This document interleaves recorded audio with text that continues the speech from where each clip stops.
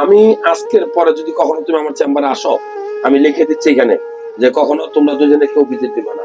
ওকে খুশি? তুমি যেহেতু বলছো, দেখা যায় দেখে টাকা পয়সা সব শেষ, হাত মিলাও, একটু মন খুশি করো।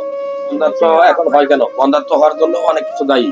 আমরা যা খাই তাও আমরা পার্মানেন্ট যুক্ত খাবার। এখন আর আমার দেখানোর মতো সামর্থ্য নাই। আল্লাহ ভরসা। আমরা গত আপনার এখানে আচ্ছা, আমি বলি আজকের পর থেকে যদি আমার চেম্বারে তুমি কখনো আসো, তুমি এবং তুমি তোমার বউ, আমি কখনো ভিজিট নিব না, বুঝছো? যদি কোনো টেস্ট লাগে আমি এখানে ফ্রি করে দেওয়ার ব্যবস্থা করবো, খুশি?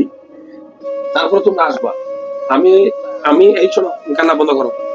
আমি আজকের পরে যদি কখনো তুমি আমার চেম্বারে আসো, আমি লিখে দিচ্ছি এখানে যে কখনো তোমরা দুজনে কেউ ভিজিট দিবে না। ওকে খুশি? তুমি যেহেতু বলছো, দেখা যায় দেখে টাকা পয়সা সব শেষ, হাত মিলাও, একটু মন খুশি করো। খুশি তো? আমি কখনো তোমার হাতে টাকা নিব না। এই তুমি কথা বলো, কথা কি বুঝতে পারছো? তোমার হাজবেন্ড হয়তো তোমার উপর বিরক্ত হয়ে গেছে, কিন্তু আমি বলছি তোমাদের কোনো টেস্ট, কোনো ভিজিট আমি আর কখনো নিব না। আর সন্তান দেওয়ার ক্ষমতা কার? আল্লাহ তাআলার। আজকে শুক্রবার, আমি বললাম যাও এখানে লিখে দাও, এই যে আমি লিখে দিচ্ছি ভিজিট ফ্রি। ওকে।